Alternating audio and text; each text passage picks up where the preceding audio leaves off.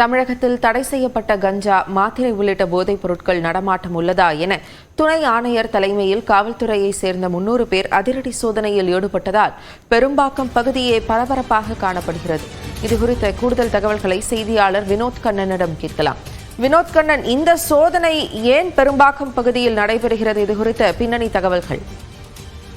Jennifer, சென்னையை அடுத்த பெரும்பாக்கம் தமிழ்நாடு குடிசைமாற்று வாரியம் என்று சொல்லப்படக்கூடிய தமிழ்நாடு நகர்ப்புற வாழ்விட மேம்பாட்டு வாரியம் குடியிருப்பு பகுதிகளில் அதிக அளவு குற்றச்சம்பவங்கள் அரங்கேறி வருவதாக காணப்பட்டு வந்தன. அந்த பகுதியில் அதிக அளவு குற்றச்சம்பவங்கள், கொலை, கொள்ளை உள்ளிட்ட குற்றச்சம்பவங்கள் அதிகம் நடைபெற்று வந்த நிலையில் அந்த பகுதியில் அதிரடியாக இன்று காலை சுமார் 300 காவல்துறையினர் அதிரடி சோதனையில் ஈடுபட்டனர். குறிப்பாக குற்றச்செயல்களில் ஈடுபட்டு சிறை சென்று வந்தவர்களின் வீடுகளில் கஞ்சா உள்ளிட்ட தடை செய்யப்பட்ட பொருட்கள் வைத்திருப்பதாக காவல்துறைக்கு ஒரு தகவல் வந்தது. அந்த தகவலை தொடர்ந்து பள்ளிக்கரணை காவல் துணை ஆணையர் கார்த்திகேயன் தலைமையில் ஆய்வாளர்கள், 21 உதவி ஆய்வாளர்கள், 256 காவலர்கள் என சுமார் 300 பேர் அதிரடியாக இன்று காலை அதிரடி சோதனை ஈடுபட்டதில் பல்வேறு வீடுகளுக்கு சென்று அந்த வீடுகளில் உள்ளே வைத்திருக்கக்கூடிய பாத்திரங்கள், ஆடைகள் வைத்திருக்கக்கூடிய பகுதி, அட்டைப்பேட்டிகள், இது போன்ற கோணி பைகள் உள்ளிட்டவைகளை சோதனை செய்தனர். சோதனையில் பட்டா கத்திகள், கஞ்சா, குட்கா பொருட்கள் உள்ளிட்டவைகள் பறிமுதல் செய்யப்பட்டது.